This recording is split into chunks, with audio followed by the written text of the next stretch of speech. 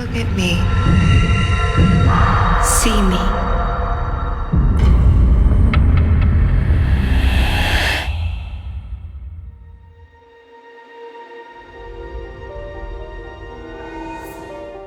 The film is very much about repression, especially female repression of a teenage girl who's suffering from an isolation from her parents, from her peers. I really didn't mean to do that. It's a nuanced film. When you see the trailer and you see someone look up from the mirror, you go, oh, it's going to be the demon that comes out of the mirror. And it's not. It's that part of all of us that we live with all day, every day, where we think, oh, if only I could say this thing to that person.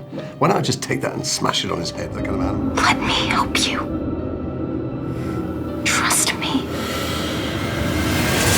And it's also very much about liberation, what happens when she switches and her other side takes over, and it's a liberating, intoxicating ride that's also very sexual and violent, and all her fantasies come true. One, I saw two characters and I was like, and then, but then as soon, it went much deeper than that, and where I was in my life at that time, it was just the perfect outlet for a lot of pent-up energy. For the most part, it was in the script, because the characters are so well written towards each other that the interactions between the two of them were pretty black and white, like it made perfect sense. But then when the crossover happened, I actually found it quite easy because ultimately she is this very damaged person, and it's just playing with all of the different emotions that are inside of her. And I had been addicted to and binged in one sitting Fauda, that incredible TV series that he...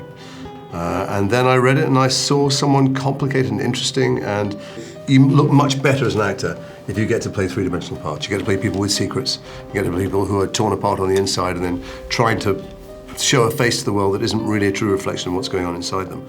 And then you end up with credit for what the writer's done. It's a jungle out there. You sure you want to go to school looking like that? What? And, he's not a healthy guy. He's not a particularly good father, although he loves his daughter and he wants to do his best for his daughter. But he does that through the prism of his own baggage that he carries.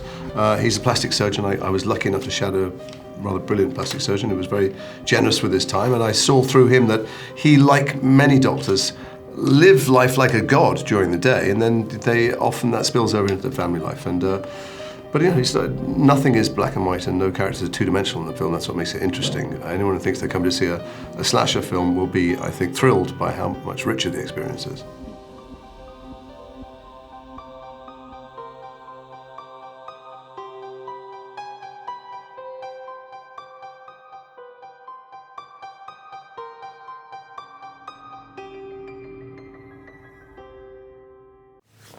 My favourite horror film. It's my genre. I love horror films, so I know. The Exorcist is sitting atop the pyramid.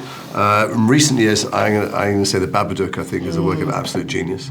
And then tons of... I could go on forever. Your turn. I'm going to have to steal one of yours. The Babadook was just brilliant, but I love Rosemary's Baby, even though that's more psychological, but that's... That definitely counts, definitely. Same here. Those films, and I guess The Shining still stands there. Really? Yeah. No. You're like Stephen King. I showed it to my 13-year-old recently. She went, that's not scary, Dad. Doesn't make any sense. Really? There's a whole bunch of stuff that don't make any sense. He was so in love with the Steadicam, and he's a genius, Kubrick, but at that point, the story strands just spray off into mid-air. As the Americans say, we have to agree. Seen Under the Shadow? Have you seen Under the Shadow? No.